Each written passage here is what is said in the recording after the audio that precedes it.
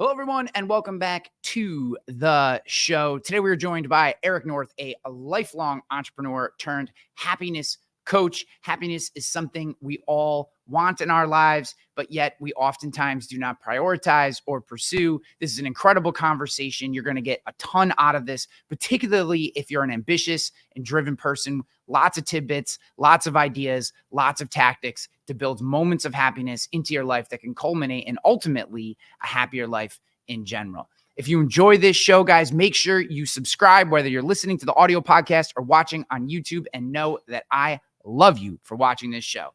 Let's get on to Eric North. Let's go. Yeah, make it look easy. Hey, stand up guy on 10 toes. Big body pull up in a Range Rover. I can change the whole game when I say so. I pull up, shut it down. Yeah. My mindset is very. I used to be. I'm a businessman, so I'm an entrepreneur, and I had spent so many years building my businesses that I stopped having fun and being creative. Yeah. And I just was like, what's going on? So I started doing all this stuff to kind of change my direction, and I want to make money with my mouth. Yeah. And my words. Okay. And that's where I am. So I'm getting ready to publish a book I'm working on negotiations. It's really rough with a major publisher. And what I really am trying to do, just so you know, my goal is Tom Esty, my publicist, his vision is that I will be like a household name, someone that people will say, hey, man, we're having a really bad day. Let's click into the happiness warrior and see what he has to say. Okay. Yeah. That's my dream. That's what I could really do. That's what I know I can do.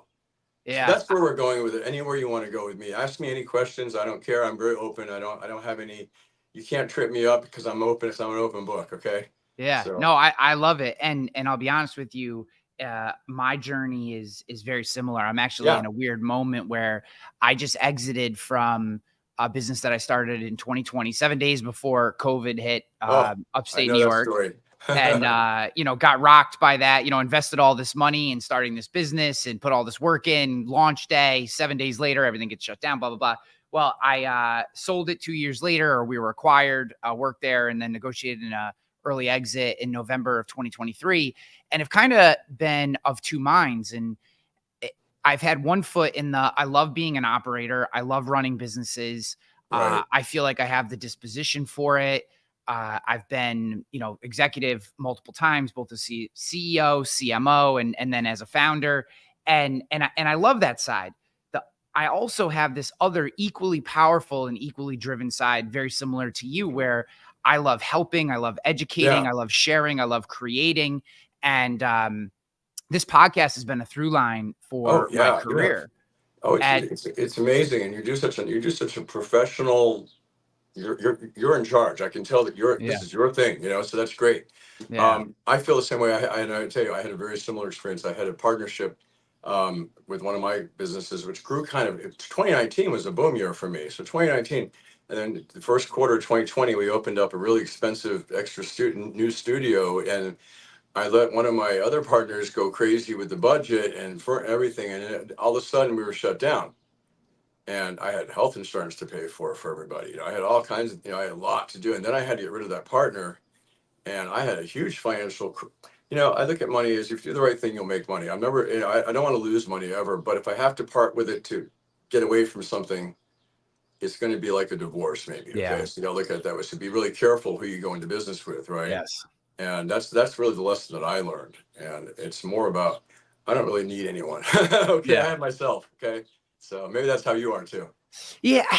I struggle with that as well because, it's been weird, man. This has been like an existential time for me because I love working with teams at the same time. I do too. I love creating teams. Yeah. Yeah. I found that there are very particular and certain types of people that I work really well with. Mm-hmm. And there are a larger number of personality types that I do not work well with. So, and I've had to learn that lesson the hard way a couple times. So it's just business and life is so interesting, man. And I think you said it, like it's driving towards what your calling is. And really that's where I want to start the show here. Okay. Is my first question is really around, in researching you, and I think you posted this, I found this particular thing on Instagram, and of all the things that I want to get into, this was the first one that popped out at me was this idea that you said a happier life is an easier life.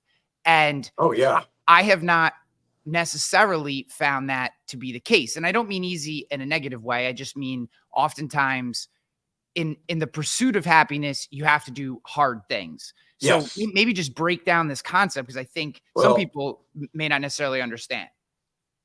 when I write, first of all, it just flows out. I have a writing time every day. It's designated by 8. If you see me doing anything else at 8:30, 8 o'clock in the morning, then there's something really crazy going on. And the word, and I don't even know what I'm really going to write about that day. I'm going to write a column. I'm going to write 2 columns a week that get published all over the web. But I start thinking about sort of themes and trends that I see with people, and how they're talking about themselves and how they're feeling about themselves, and how angry everyone is all the time, and how quick they are to judge and run away. And I think about my past life and how I was raised, and it was a sort of dysfunctional home. Great parents, but they didn't really do a great job, always with their example. It's okay, but they were loving, good parents. And I just I want to teach. So like when I started this, my kind of teacher, I want to help people. So I started this kind of mindset about talking about how important it is to have a cheerful attitude. A cheerful attitude can really show a really strong sense of power and strength, because over everything that's going on, there's a cheerful attitude I can take, and there's usually a twinkle in that person's eye. You know, those people you're probably thinking about. With me, it was my aunts. I had 3 aunts that were super, super, super intelligent and really good people that they did all their lives were devoted to doing good. And there was always a twinkle in my aunt's eye, even though she was going through a really hard time, or she was, facing a lot of stuff that came at her at once. And she just got through life, and she was the original happiness warrior. So everywhere she went, people just flocked to her and came to her and shared their life, and she listened to them and she gave them love. Every person that came to her, she gave some part of her love. And I just thought, if they're figuring out, she's not with us now, but I think that's all the other good things she did. I can go into that forever, but that was the basic lesson that I learned from her. And also, I was kind of a weird kid. Okay, so I thought differently than other kids. I saw problems faster and different solutions than anyone else ever thought of, and it kept me kind of apart, and kind of I was part of everything in the way I wasn't. And sometimes I felt very disconnected. I felt like I was on a different track, a different age group, or anything like that. And it was my happiness warrior aunt that always made me feel like I was incredible, always throughout my entire life. And every success and victory I had, everything that was heartache and anything, she was always there. But she always was like a warrior, so she kept things going, and it kept me going, and it kept me feeling a sense of self-esteem. So when I'm writing these things, it's hard to be happy every day sometimes. So let me stop. Ask another question. So I'll ramble on, but that's Yeah. really my heart gets into it for people, because I feel for them. Yeah. I think, what I've found in my own life, and I'm interested in your take on this, being that you've studied happiness so much, is uh, I feel people get hung up on happiness as a goal. And to Yeah, me, that is not the appropriate way to think about happiness. It's so much more about the pursuit. And for a long time, and I'll just give you the context of this question is, for a long time, I believe that that cliche phrase, life is about the journey, not the yeah, I do destination, too. was complete bullshit. I was like, that's nonsense. I think part of it was that I grew up poor in a tiny little Yeah. town in the middle of nowhere. And I was like, yeah, the journey. Okay. Try being poor as shit for a while. Living on garage sale, and, going to school with holy sweatpants because it was the only pair of pants that you had. And you know what I mean? Tell me it's about the journey, right? But as I, fought and scrapped and made my way out and went to college and all these different things, I started to really understand that this pursuit of a destination, or focusing on the destination, did Mhm. not bring any happiness. And all the success I've achieved, it was never when I was there. It really was the grinding time of working through problems, sweating with people, being in the foxhole, whether it's on a sports team or in business Mhm. or in a community group, that I actually found happiness. And so Yeah. why do you think so many people get hung up on the destination and never take the time to enjoy the moment when they're actually in it, in that grind time?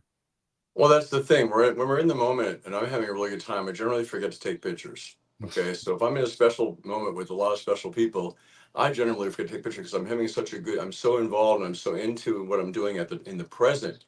And that's where you find your happiness. Happiness comes from within. You have to have a sense of I'm capable.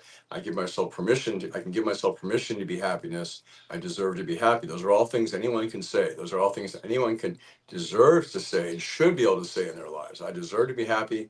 I give myself permission to be happy, and I am happy. Those are so important. And it starts, like you just said, it's not that, what's the destination is a trip to Paris for 3 days that's gone like that. Is that going to make you happy? You're going to tell a lot of people and show off, but maybe some people get happy showing off with conquest. I think sometimes we live in such a competitive world. My happiness is better than your happiness, that kind of thing. And sometimes that comes down to uh, uh, showing off. Okay, so you think about it too. And I tend to think that we're much better when we're quiet about our accomplishments, and when we show our strength through our actions and behaviors and our values. And Yeah, that's where we find the happiness is the grind. It is the grind, because it's like the satisfaction of figuring out a problem is so amazing, yeah. So So if we agree that, kind of being present in the moment and living through the experience as it's happening can yield a lot more happiness than maybe focusing on the destination. How can people be more present in the moment? How can they actually take that deep breath, look around for a second, go, wow, like this might be hard, but geez, I'm having a lot of fun while I'm here. okay, well, I am the happiness warrior, but I've had a lot of unhappy times in my life, and I think that's how I got here in some ways too. So, went through a really bad period in my life where it's usually another person involved that causes us trouble. And I got out of that relationship, and everything was really, my life was just blown up. I had to start over again, and that was daunting. I was like in my late 30s, and I was like, oh, this is kind of embarrassing. I'm starting over again. I screwed up my career. It was going really well, and now all I have left really is my body and my mind, and I need to work on that. And I thought I can do anything as long as I start taking care of myself. So I started taking better care of myself. I started working out really hard, and then I started looking for jobs that challenged me, that I wanted to work in, and then I started working for myself.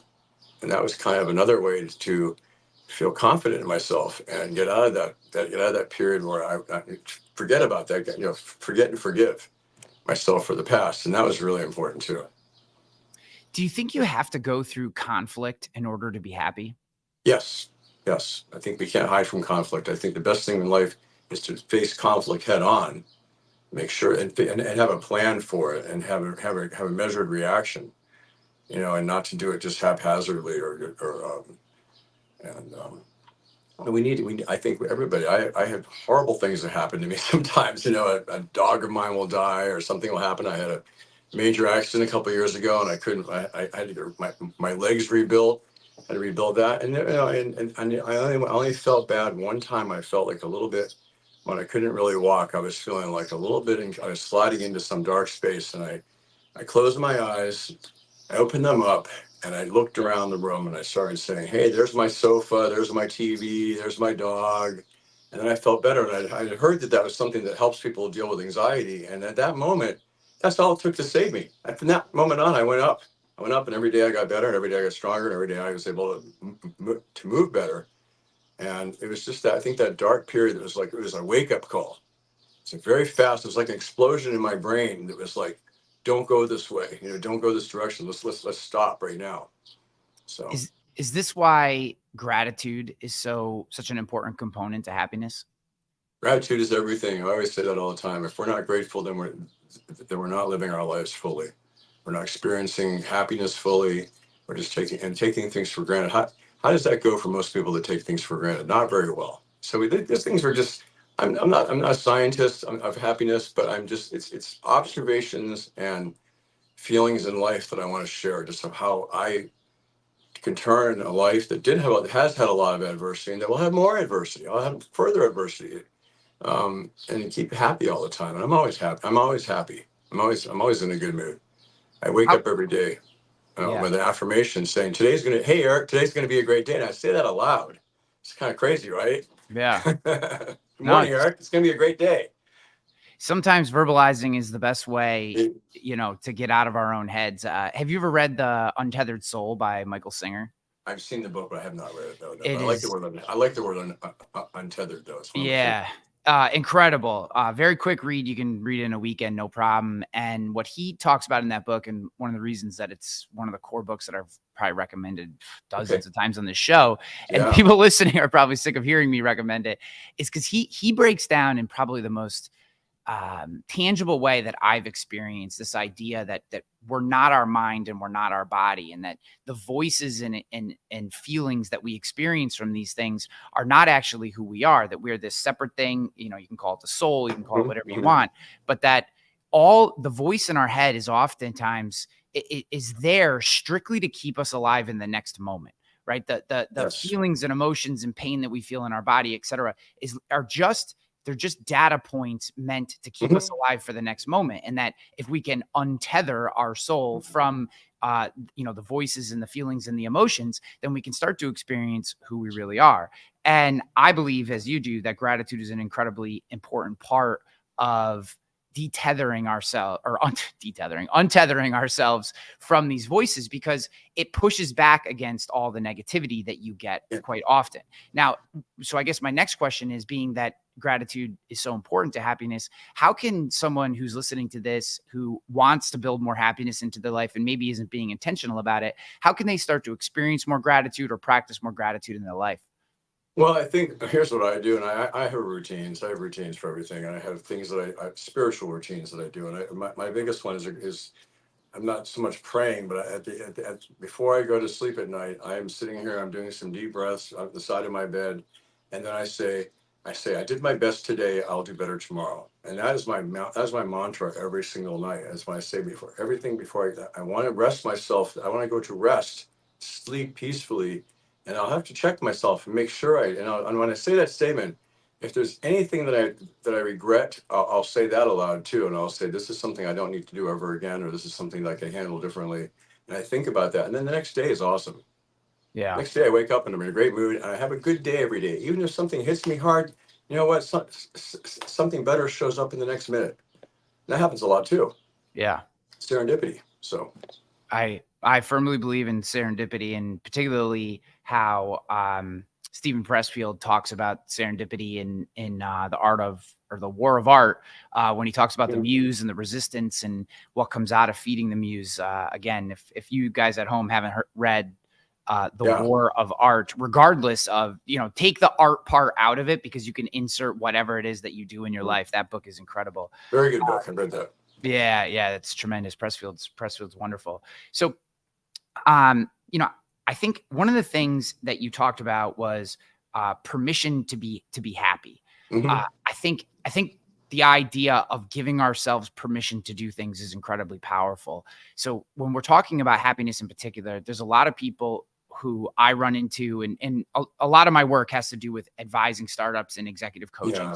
I run into a lot of people who are either one of two scenarios most of the time when people reach out to me. They're either incredibly overwhelmed or they're stuck on something. Right. And oftentimes when they're stuck, they find themselves in a place of, they start doubting themselves. Incredibly talented, brilliant people, 99 out of 100 times, exponentially more brilliant than I will ever be in my entire life. Yet they find themselves in these places where they're doubting themselves. And I'm like, you can do things that other people can't even imagine, yet you're questioning your ability. So, and it's mostly because of what you said. They're not giving themselves permission. So how would you recommend to someone who does find themselves in a moment of darkness or despair, negativity, or just a brief moment of self-doubt, how would you recommend that they give themselves that permission to turn that corner and start to come back to the light?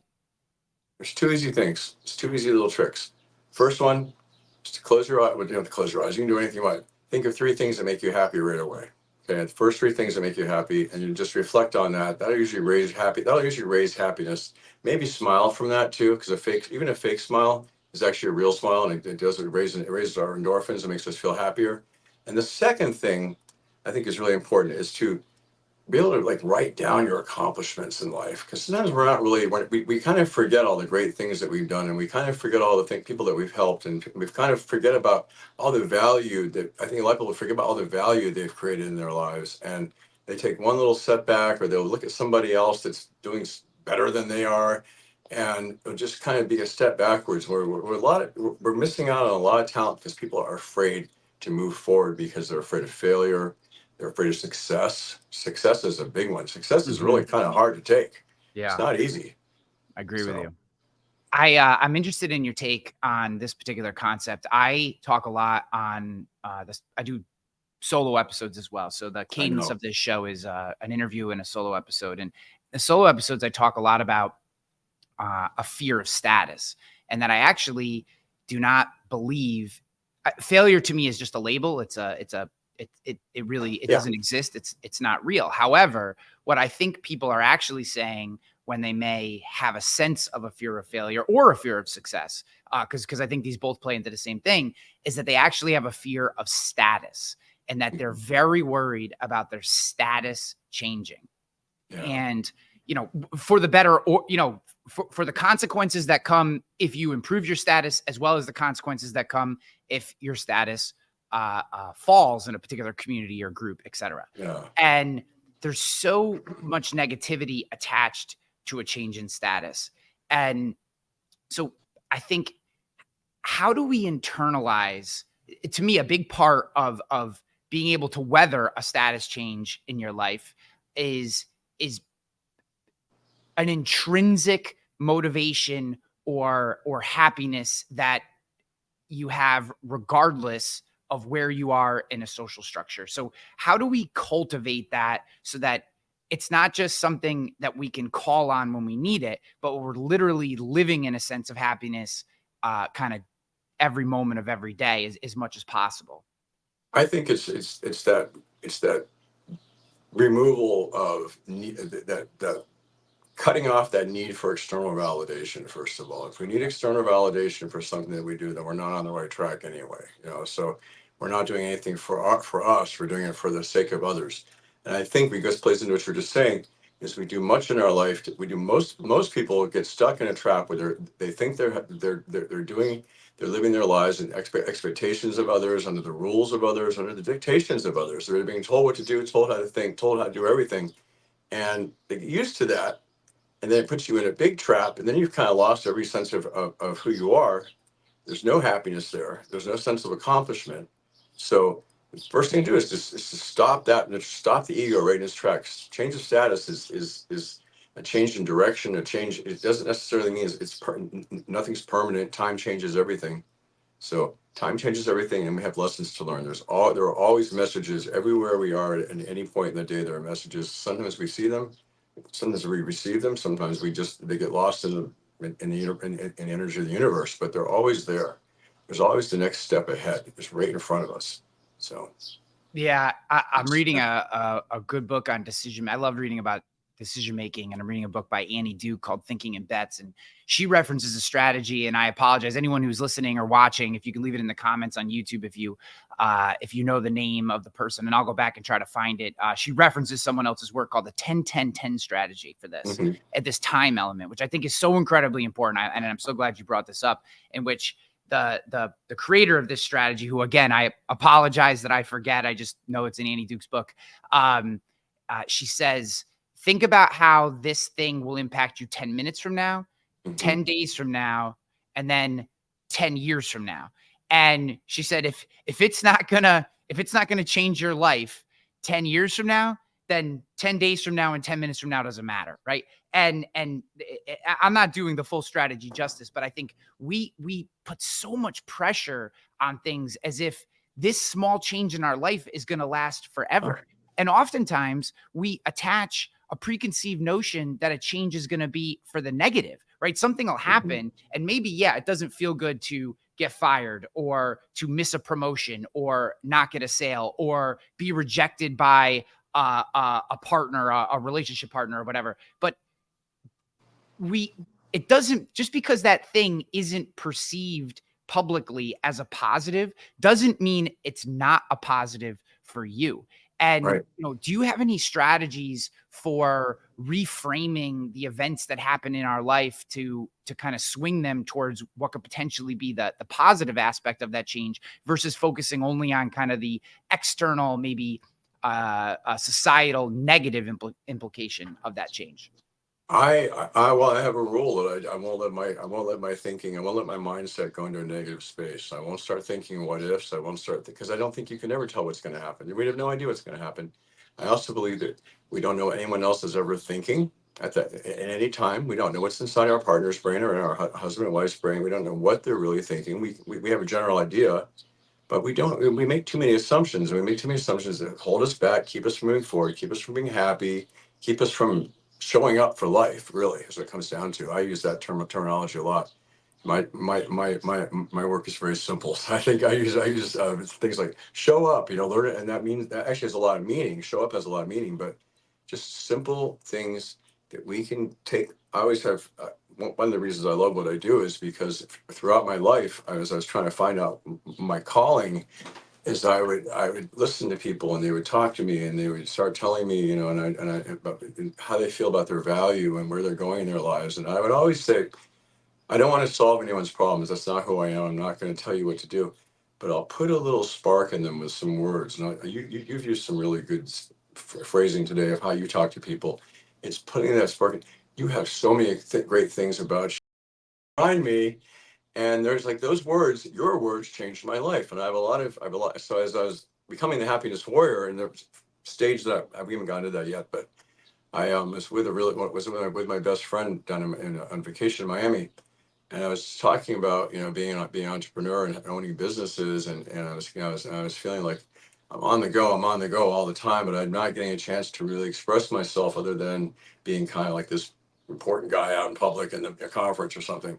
And I wanted to be more authentic, and so my friend said, "You are a way better I'm not going to say someone's name, but you're a way better version of a you know how to make people feel good. You know how to bring the best out in people. You're a motivation expert, and you do it in a way that people don't feel threatened, and they don't feel like there's someone pointing a finger at them. It empowers them instead. And you can forget about me and forget what I've told you, but still those words will stay in your head. And to me, it's just about helping others have a better journey. Have a better Yeah. time in life. So how did you become the happiness warrior? Well, I'll make it really short. When I was 18, I kind of thought I had potential to be a model, and I was like, well, I'd be a model in New York City, but I was too afraid to ever have any voice that ever. But in my 40s, I did some men's physique competitions and NPC men's physique competitions. I got kind of into that. I got kind of into that, the self-discipline and all that stuff. And then as I did that, I started getting a lot of invitations to do photo shoots. And I kind of liked that kind of life for a little while because I travel somewhere and take some shoots. And then I said, okay, I want to take this to a professional level. I want to get an agent in New York City, and there's an agent that I had to visualize that does all the body models, all the guys that were fit. A lot of the athletes would come to this agency and sign there, and I see them getting signed all the time online. So I said, okay, no one's ever done this before. Let me go to LA and do a photo shoot and get discovered. No one's ever done that before. No one's ever gone to LA and go, oh, I want to get, no, yes, they have. Thousands of people come every day to LA to get discovered and find and do photo shoots and and then they get jobs as waiters for a while. They have to be patient. And I wasn't really very patient. I'm in my late 40s. I don't have a lot of time. And I did a really good photo shoot with a new photographer that I never worked with before. On Monday morning, I'm on the plane getting ready to take off, and the phone rings, and it's the agent in New York that I had visualized as signing me, saying, "Hey, how fast can you get to New York?" So I get to New York a couple weeks later, sign as a model, and then that was another learning experience and humbling experience, and pounding the pavement literally, and going to auditions and being a lot of really incredible people that you're up against, and my whole mantra with New York is always the best of the best comes to New York. I need to make sure I'm my best, but I need to be happy. So I always had this kind of happy expression. People always tend to like me when I came into the office to get lined up, and my agent, I had another agent that came along, and she was really incredible, but COVID, all these things were happening, and I was kind of tired, and that was in New York, and I'm living in DC, got a little hectic, so I stopped modeling, and I still wanted to do it. I still wanted to be really good at it, but I had to stop for a while and concentrate on my business. And then one day she called me up and she said, "I know you don't want to hear from me, but and that's not true. But she said, I know you don't hear from me, but I'm determined that you're going to be on television. You know, I'm going to start using. I want you to be. I want you to go in a whole new direction with your career. And then COVID hit. So then we stopped. New York shut down. Everybody shut down. She moved to Hawaii. I was very happy for her. She fell in love, moved to Hawaii.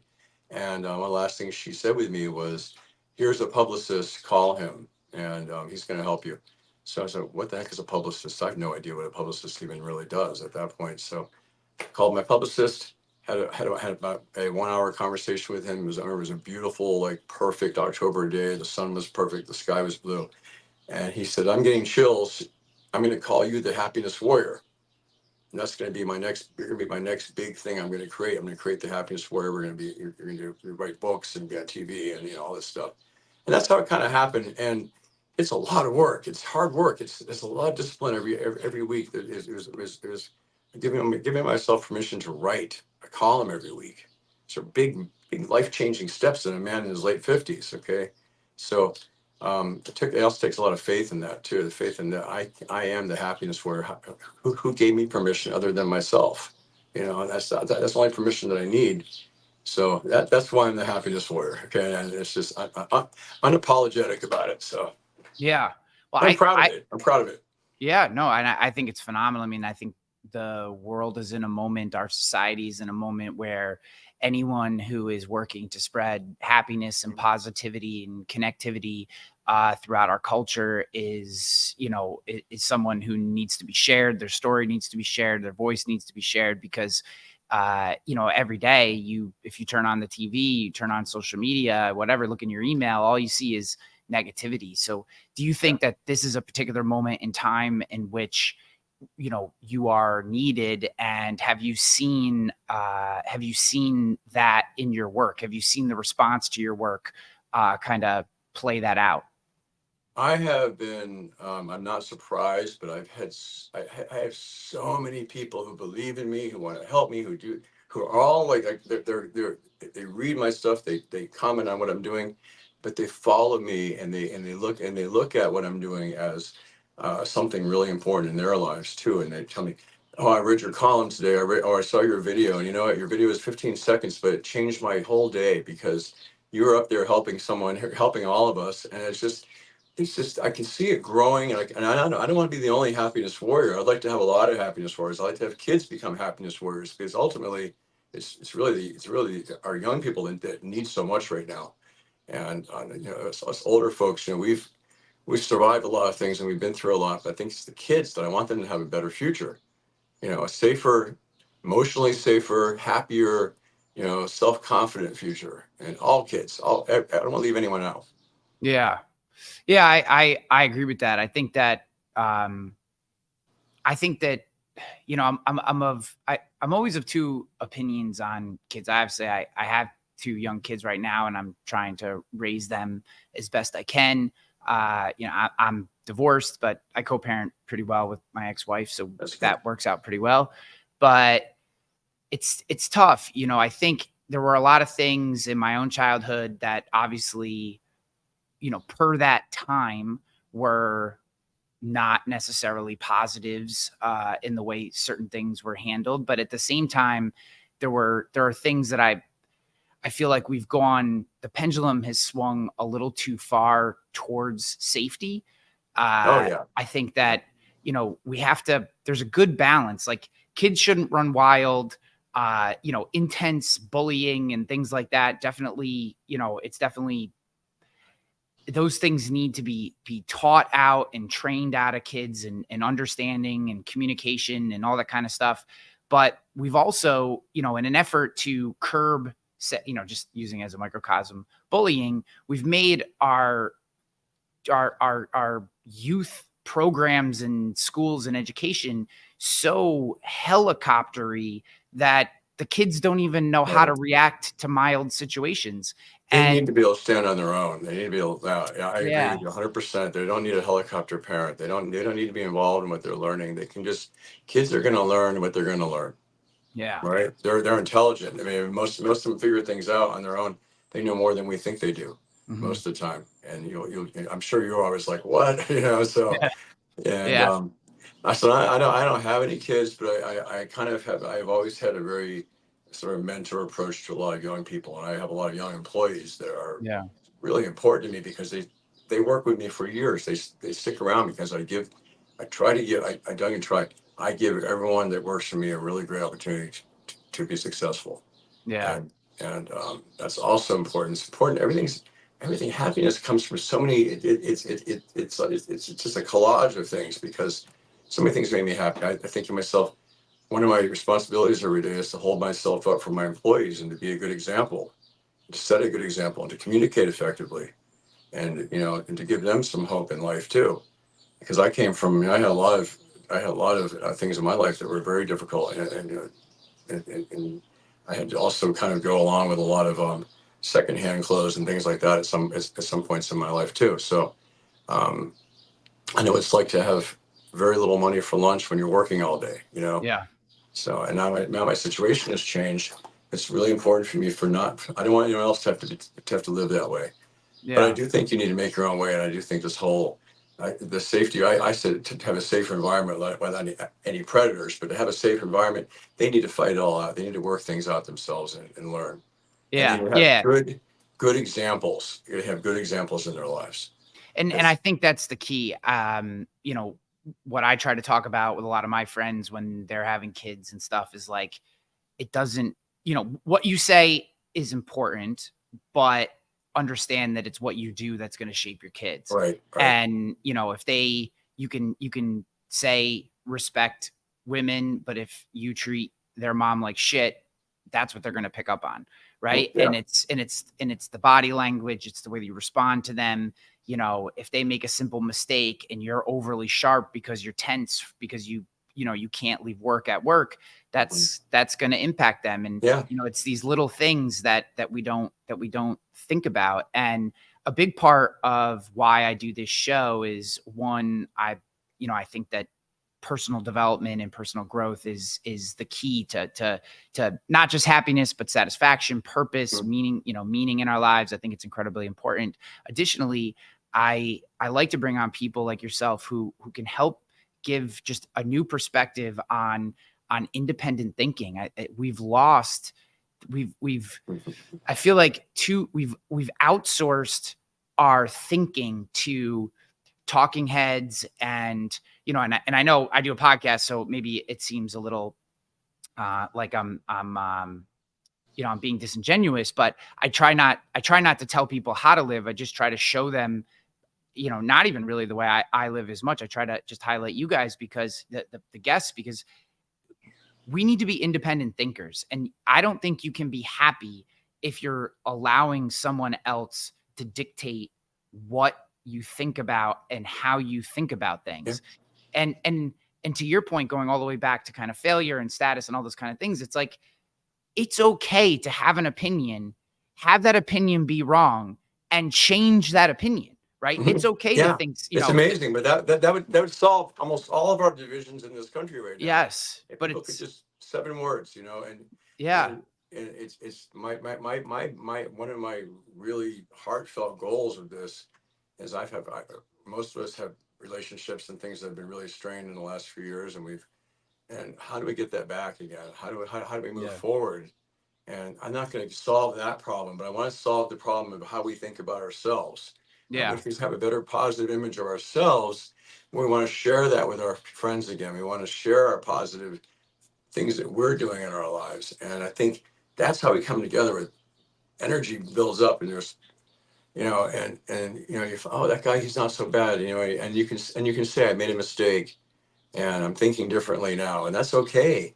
Yeah. And we don't need to go into a big apology session. I don't like those either, but just a little acknowledgement and respect. It's really what it comes down to. I completely agree. I completely agree. One of the episodes, I had an episode about 3 months ago that I don't want to say it went viral, but it was it did very well for, kind of commonly how the show does, just exponentially more. And it was all about how to have a political conversation with a friend who disagrees with you and still love each other was what the show was about. And I had a friend on who had different political views than I do. And basically, and we've had so many conversations about stuff, you know, I knew that we would still be friends after, but what I wanted to show everyone is like, we can have different takes. We can see things from different angles. Ultimately, when we're approaching any conversation, not just a political conversation, from different viewpoints, from a place of being a good actor, trying, you know, not trying to impose my will or be right, but to ultimately just have a conversation and express views, that you, most of the time, we're going for the same goal, just approaching it from different angles. And if we could come at things in our life from the standpoint of, I believe this person has best interests in mind, they're just approaching it from a different angle, then you can find all these common places, even if ultimately your end viewpoint is different. There's so many commonalities, and we've lost that, right? We've lost that. Like, I pick a side on a topic, and then I'm given 17 other topics that I have to have this view on because I've taken this view on this one thing, and I can't change because I said I was this thing now. And it's like, that's just not actually how any of us work. And I feel like it creates so much angst and anxiety and dissension inside of organizations and in community groups and families. And it's like, really, we're all pretty good people trying our best, who, when we actually look at the crosscuts, there's so much goodness and love and gratitude. And to me, it's this ability to think independently that allows us to see through the nonsense to get to the really good stuff in the middle, which is where all the happiness is. Well, there you go. And I agree with 100%. That was something I would have said almost the same words. I have a last summer I started reconnected with an old friend, and I started getting together with like 5 or 6 guys that I've known since I was in my 20s or college. And we started walking. When we were walking together, we walk together every Sunday morning. We meet at 8 a.m. It's early. If someone else wants to come along, great. But most people don't make the 8 a.m. They just cut out. So the 5 of us usually go walk 6 or 7 miles. Sometimes it's in the park, so it's kind of strenuous. And we're all entrepreneurs. We all have our businesses. We're all established. You know, we've all been around town for a long time. There's no competition. We're all successful, and we're all different types of nationalities and everything too. And we have different political views. We don't talk politics, but we talk about the issues that we have in our lives and our businesses, and how dishwashers are $24 an hour now, and things like that. And let me tell you what. Our political differences may be, I think the overall, like you said, the overall goal, the end point, we're all the same, okay? But I tell you, if I'm slipping down that hill, I'm going down the side of a cliff, one of those guys is going to push me up, okay? I know that we're all there for each other. And we tell each other every week, hey, love you guys. And we think, we say, hey, if we don't say that, we're going to really be sad that we don't say that to each other. And if we can do that, everyone else can do that too. And a lot of times the best thing to do, and this is me too, because I think it's a body-mind connection, go for a walk. Go for a walk with a friend. I do a lot of that. I do a lot of videos about walking with friends. And I think walking with a friend is one of the most healthy things we can do. Yeah. So if you want to solve a problem, go for a walk with a friend. I've had more interesting things happen in my life on walks with friends and hikes with friends. So yeah, I completely agree. I'll tell you, and we can leave it here. One of the best things that I think about in our society today, particularly for men, this is particularly true for men. Yeah. When I was growing up in my teens, so that I'm 43, so this is 30 years ago, hugging a dude and telling him that you love him, you'd slap guys up, whatever, but it wasn't. Today, when I see someone, big bear hug, love you, man, great to see you, like that part, that's a part of our society that I think I'm so, I think I'm very happy, and I think we should celebrate the fact that it is much more socially acceptable to express joy, compassion, love for other people openly, and especially for men. I think women traditionally have been better at this, but men in particular have really taken that. The culture has shifted to where men can be much more open with each other in terms of the feeling of connection and how they express that. I think that's a wonderful thing for our society and something that we need to cultivate. I'm really big on that principle as well. I think that men need to reconnect with each other and have friendships, and I think those friendships, they grow and they spread too, and then they become, hey, I know you guys, we trust you, you know this guy, and then it becomes something bigger than ourselves. So that's what it's all about. Everything that we do in life is it's really bigger than us. Our actions are bigger than us. Everything is it's about the community of people that we all share this planet with. And it's not getting any less crowded, so we better figure it out, right? That's for sure. So, Eric, it's been a great pleasure speaking with you, man. This has been wonderful. I love the work you're doing. I love the message you're sharing. So, if someone's listening to this, where can they get more from you? Where's the best place for them to go to learn more about you? I love Instagram, the Happiness Warrior Official. Same thing on TikTok, which I'm starting to do a lot of videos on there. My Facebook is also the Happiness Warrior. And then I have a website, thwarrior.com, where I just started selling merchandise. So I have baseball caps and hoodies and T-shirts. So awesome. I'm getting out there. Awesome. I love it. Well, guys, I'll have links to all that in the show notes, or you can just look up Eric directly. But if you're listening, wherever you're listening to this, or if you're watching on YouTube, just go in the description and you'll find links to all of Eric's social properties. Eric, it's been such a pleasure, man. I appreciate you. I'm so grateful, Ryan. It was so awesome. I could talk to you for hours. Okay, so we're great. Okay, thank you so much. Thank you. Let's go. Yeah, make it look easy. Hey, stand up guy on 10 toes. Big body pull up in a Range Rover. I can change the whole game when I say so. I pull up, shut it down, yeah, they know. Running this game ain't a thing for me. I never switched up, no change in me. The only thing changing is